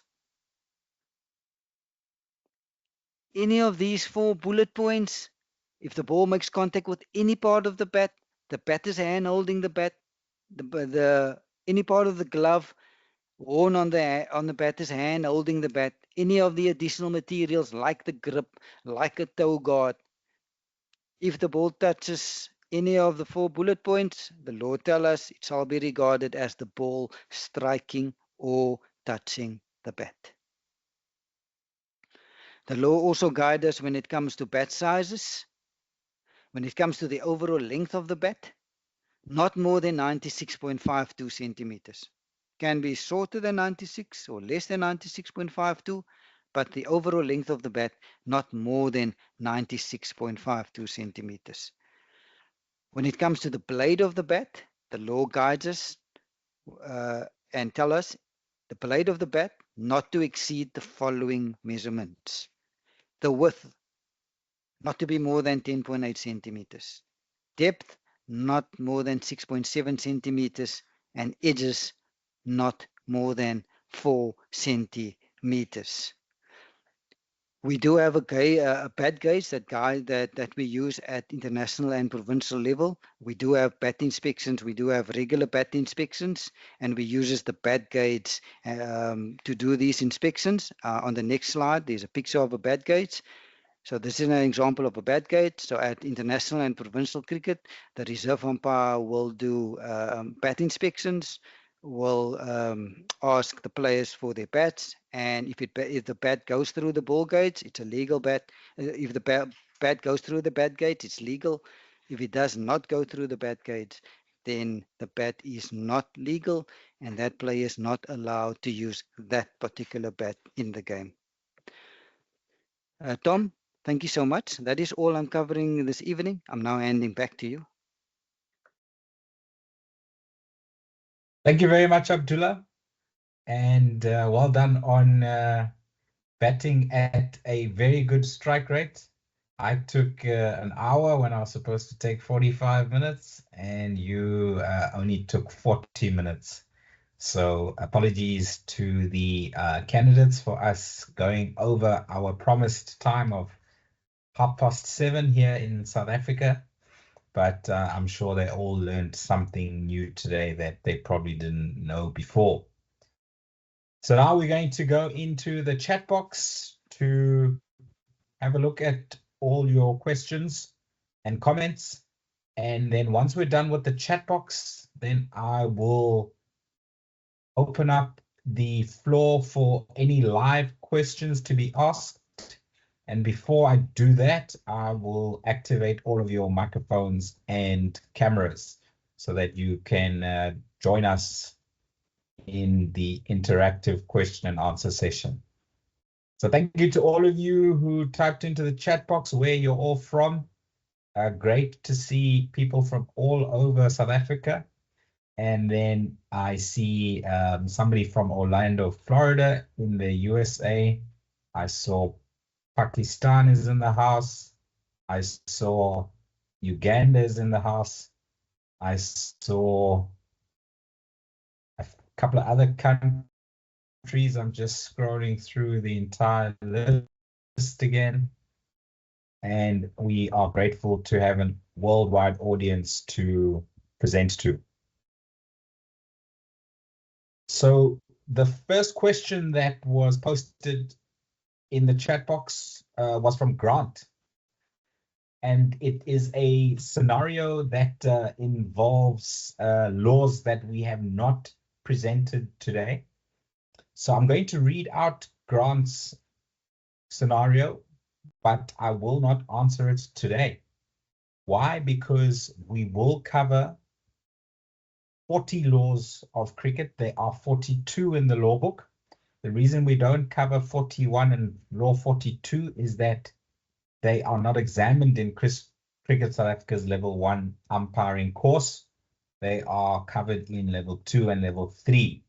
So we are only covering the first 40 laws which are examined in Cricket South Africa's level 1 exam. So Grant asks, a bowler bowls a full toss. A batter is forward and outside of his crease. The batter ducks under the ball and the ball hits the wicket close to halfway up the middle stump. Is that out or is that a no ball? Grant, I'm sure there's a few people in this meeting who know the answer to that, or they know which law we need to refer to give you the correct answer.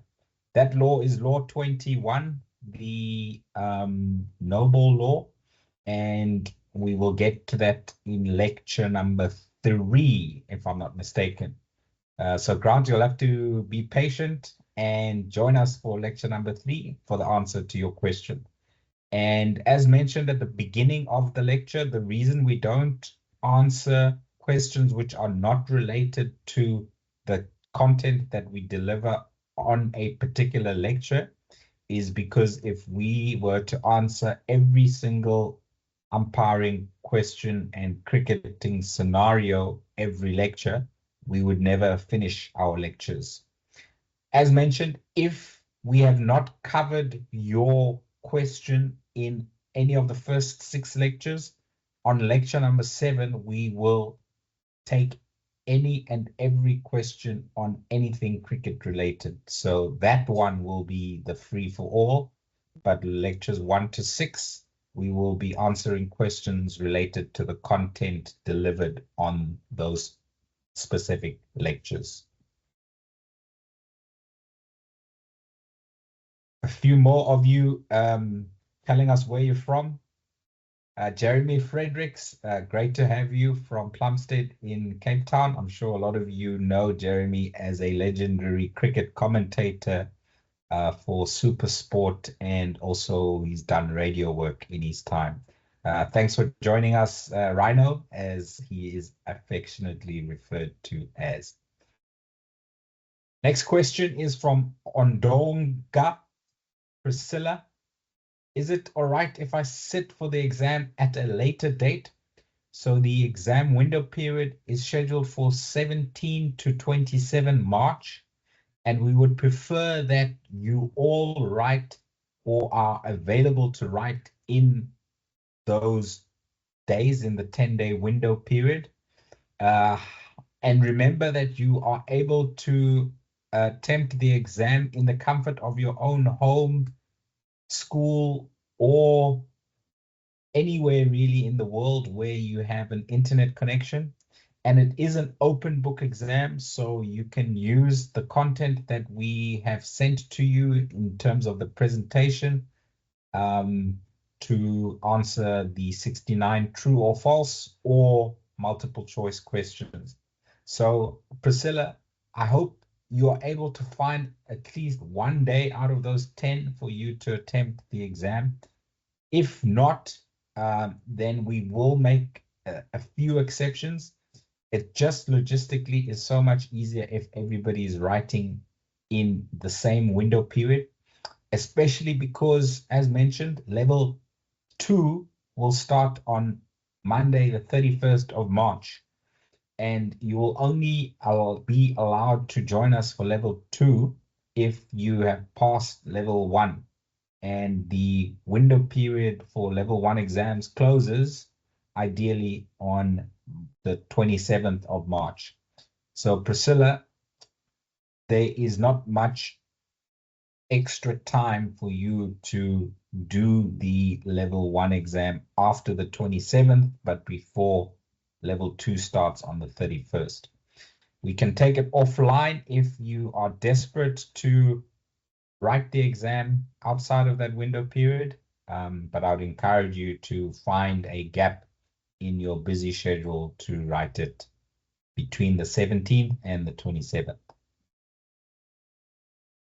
A few of you have posted your email addresses into the chat box, and there I have copied and pasted them into an email and forwarded you the course material and logistics email.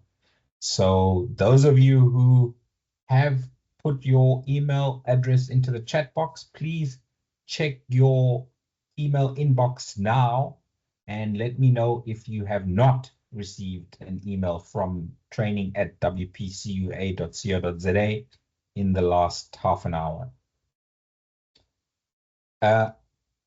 Whitney asks, do NYS members have to pay for the exam? For those of you who don't know, NYS is the National Youth Services Program that is a collaboration between national government and Cricket South Africa. And Whitney, to answer your question, Cricket South Africa is paying for NYS candidates to write Cricket South Africa's level 1 umpiring exam. So you yourself do not have to pay, but Cricket South Africa will pay your exam fee. That is only if you are a National Youth Services candidate. All other candidates in South Africa, the exam fee of 300 Rand applies, and on the course material and logistics email are all the payment details for the exam. Remember that the payment deadline is on Sunday, the 16th of March at 6 p.m. South African time. So I am scrolling further down through the chat box. Somebody else asking about NYS members. I've answered that question, and I'm seeing more email addresses I have sent to all of them up until 1945, the course material and logistics email. Jaco van Leeuwen asks, can we buy the law book? Jaco, no, the law book is not on sale anywhere in the world, or at least anywhere in South Africa. I think online Cricket Australia does sell the law book for 12 Australian dollars. However, probably the shipping to ship it from Australia would be almost 10 times that amount. What I will tell you is that there is an electronic version, a PDF copy of the latest law book. I think I've attached it to the course material email, but I might have missed it. So what I'll do tomorrow when I send you all the link to the recording of this lecture on YouTube, I will also attach the PDF of the law book. Physically, if you want a blue book, you will have to join an Umpires Association in South Africa or wherever you are in the world. And the Umpires Associations across the world, they get stock of law books depending on how many umpires they have in their association, and those law books need to be distributed free of charge to their umpires. They are all written in the Marylebone Cricket Club at Lord's Cricket Ground, which is the home of cricket, and are printed around the world, but the lawmakers sit at Lord's Cricket Ground. And the distribution thereof, the law books, is supposed to be free to umpires associations around the world. So unfortunately, Jaco, you cannot go to a bookstore to buy. What I can do for you is send you the electronic version on email tomorrow. Whitney Webb also mentions, thank you, Whitney, that there is an mobile app called The Laws of Cricket, and on that app you are able to view the laws of cricket. I'm just going to open it and show you what it looks like. It's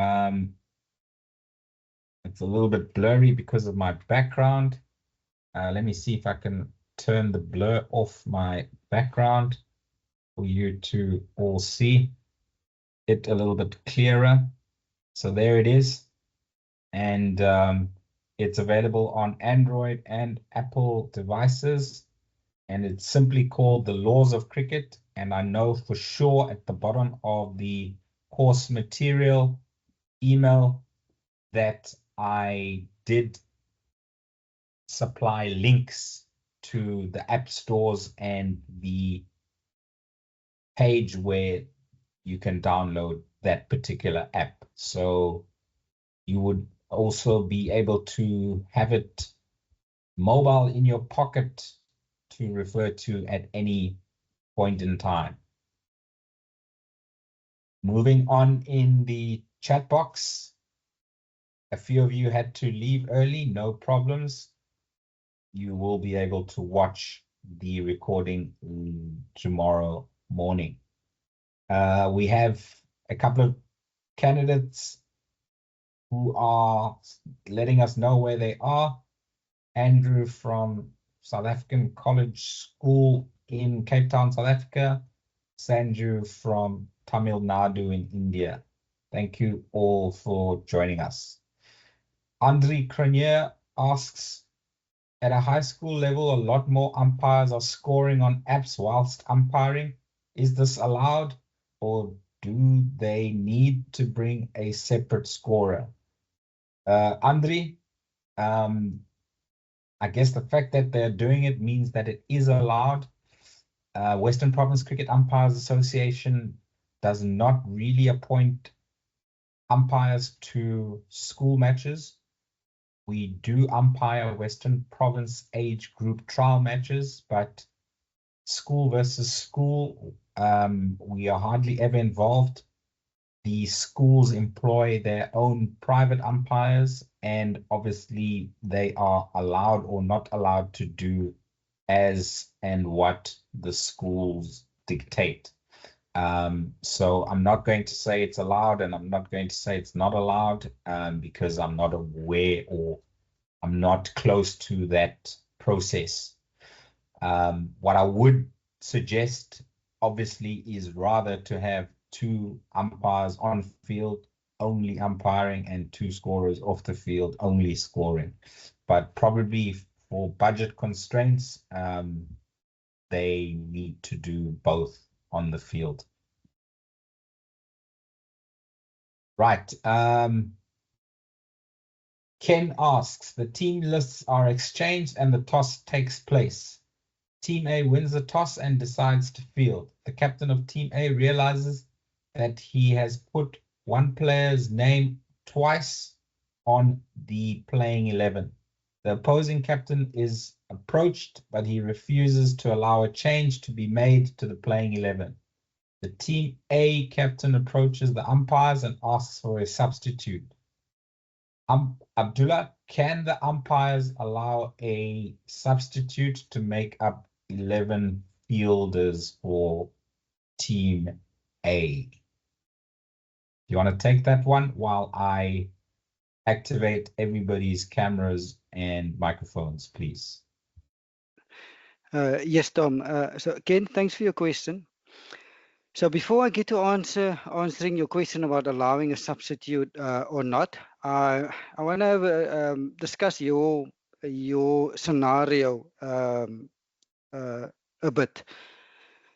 So then let me take you to the law and why the law was brought in. So when it comes to the replacement of players, that law was brought in particularly to stop teams from after the toss to abuse the law by, let's say, they fielding last.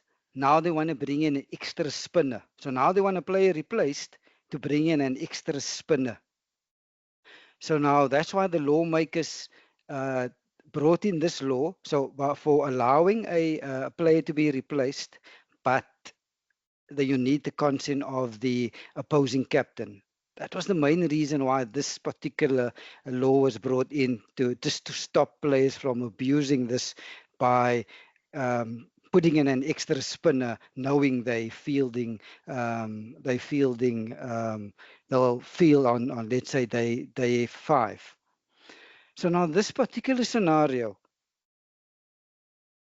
I see this, and it can happen at club level. As I see this as a genuine mistake that was made. The player wrote a player's name twice. There's 11 players at at the field.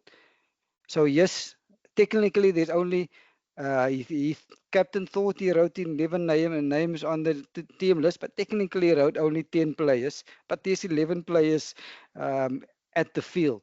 So this captain made a genuine mistake, not trying to to beat the system by loading his or her side with the player, knowing that he or she is batting first or fielding last, whatever the case may be. So I see this as a genuine mistake, and yes, and taking into account why the law was brought in, and this is genuinely not a captain. I don't think the captain was trying to play the system here by putting in now a spinner or whatever the case may be. This was a genuine mistake by the captain, and in this case, umpires are the sole judges of fair and unfair play. So for me, just the common sense approach here would be to allow the captain. There's a name that appears twice. There are 11 players at the field. So that 11th player, that's name's not on there, to allow that player to name to be put on. That is just my interpretation and applying a common sense approach, and this can happen at club level, where captain's filling in the team sheet, sometimes the scorer fill in the team sheet, making a genuine mistake, and they're not trying to abuse the law. And the reason why this law was made, that you need the consent of the opposing captain, is for that loading aspect, playing a spin and knowing that you're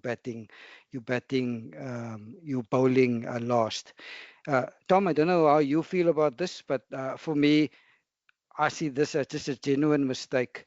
Yes, the law says you need the consent of the opposing captain, but I think a bit of common sense needs to come in here. We as umpires, we're the sole judges of fair and unfair play. We can see here's 11 players on the field. Here's 11 players at the game. They just made a mistake putting a name twice. I don't know how you feel about it. I fully agree with you, Abdullah. You mentioned the phrase common sense, and us umpires often say that Law 43, which doesn't exist in the law book, is common sense. And definitely the captain who filled in the team sheet with only 10 unique names was not trying to gain an unfair advantage. If we as umpires feel that an unfair advantage is trying to be gained by a captain, maybe omitting a name, so leaving 10 names on the team sheet instead of 11, then we will apply the law strictly. But in this situation, I agree with you. The common sense approach is to allow the 11th player's name who is at the field to be included as a player who will take full part of the game, and you obviously just scratch out that duplicated name. So yeah, happy to go with the common sense approach there, Abdullah, ahead of being too strict with applying the law. So a few of you have added your email addresses to the chat box, and I will at the end of this meeting still be able to copy and paste your email addresses and send you the course material and logistics email. Just do, if it's not in your inbox, do check your spam or junk folder, because sometimes it goes to those folders instead of your inbox. Whitney asks, will certificates be sent to individual email addresses once we pass? And she's asking specifically on behalf of NYS candidates. Yes, Whitney, candidates need to supply email addresses that are unique to them.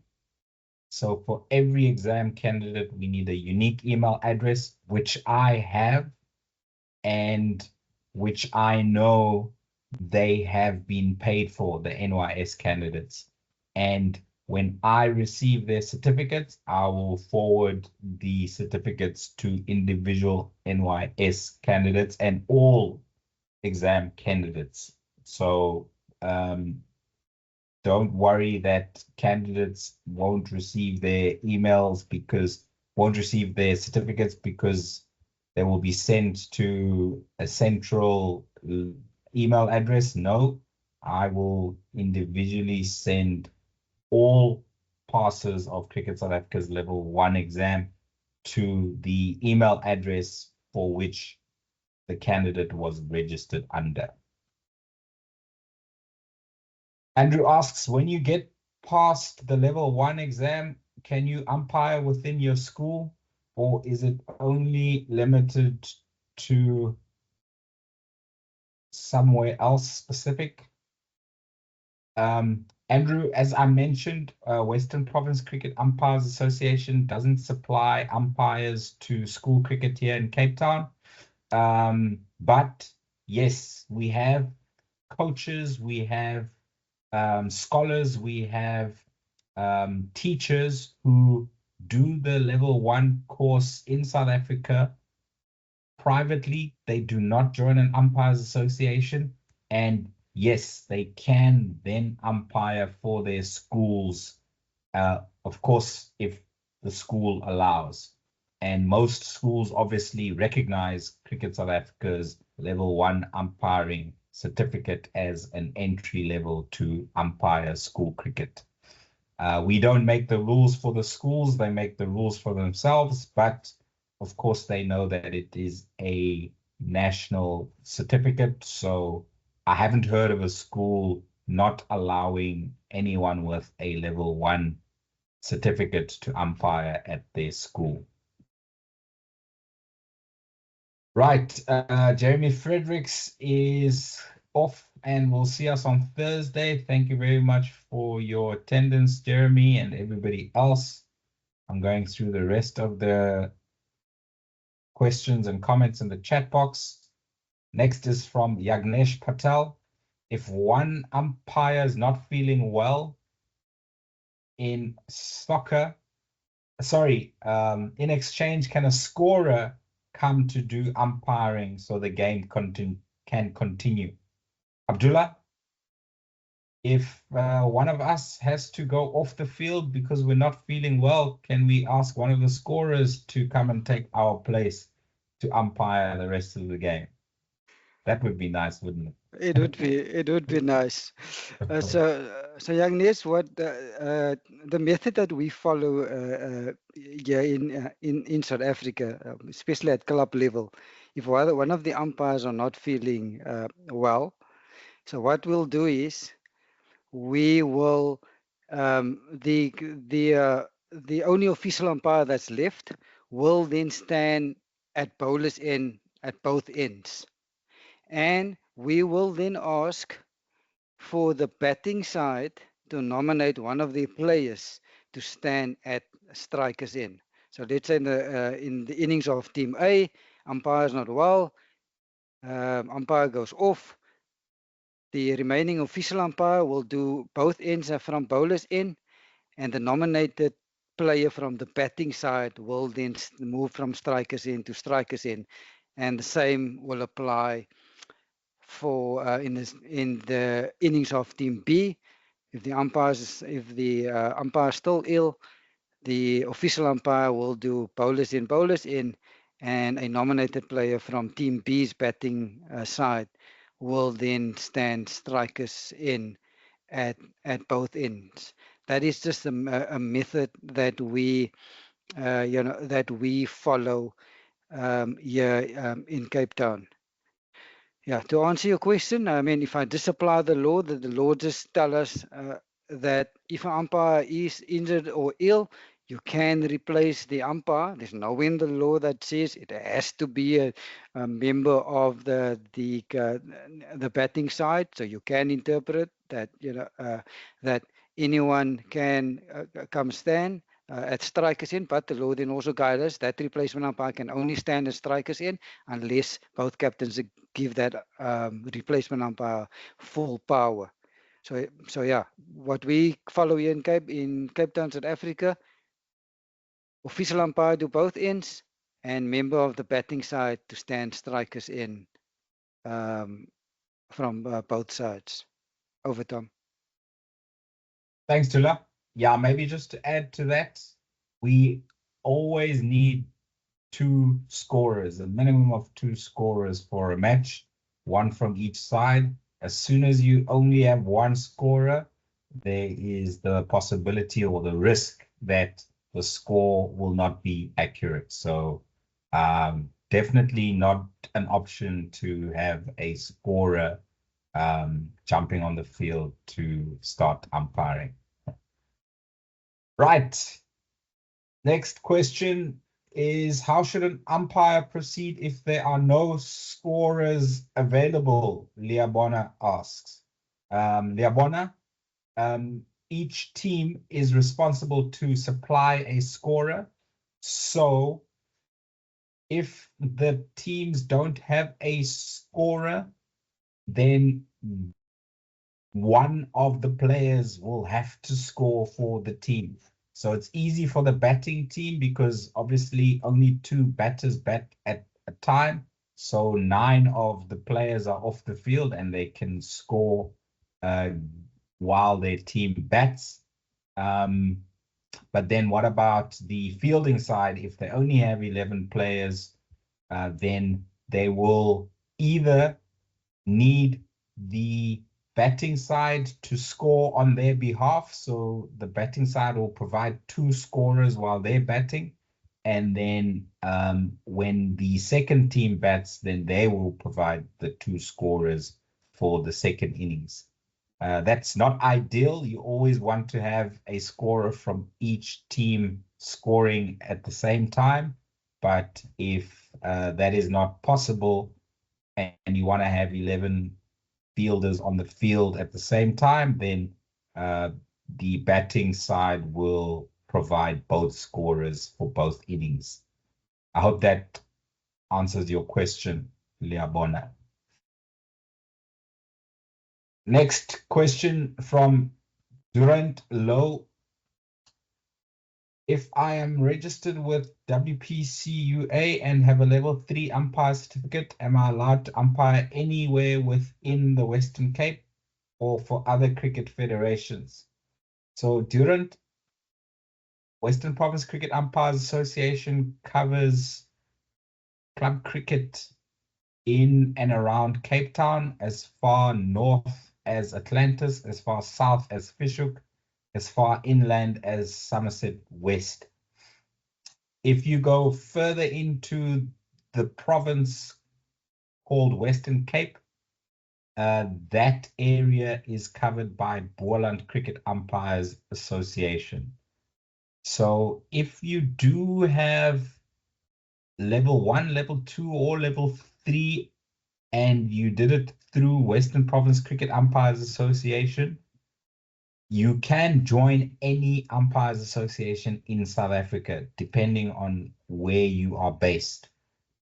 If you were with Western Province Cricket Umpires Association and you then move from Cape Town to Paarl, Paarl is the home of Boland Cricket Umpires Association, then you will, like a player does, you will get a transfer, or you'll request a transfer from Western Province Cricket Umpires Association to Boland Cricket Umpires Association. And it is a free transfer, no money involved, but we will need to write a letter to the Boland Cricket Umpires Association, a clearance letter mentioning that you don't owe Western Province Cricket Umpires Association any money and you don't have any pending disciplinary issues under your name. That is how movement for umpires between provinces and association works in South Africa. I hope that answers your question, Durant. I do not see any further questions in the chat box. I will now take this opportunity to ask anybody who has any further questions or comments to raise their virtual hands. If there are no virtual hands, it means everybody is satisfied, and we can now thank you all for your attendance and your interaction. We will reconvene same time, same place, same meeting link on Thursday, the 20th of February. I will send out an email tomorrow morning with the link of the recording to this lecture, and I will send out an email on Thursday morning as a reminder for Thursday evening's lecture. So thank you all again for your attendance and interaction. I hope you've enjoyed the lecture, and we hope to see you again on Thursday. Have a good evening further. Thank you and good night.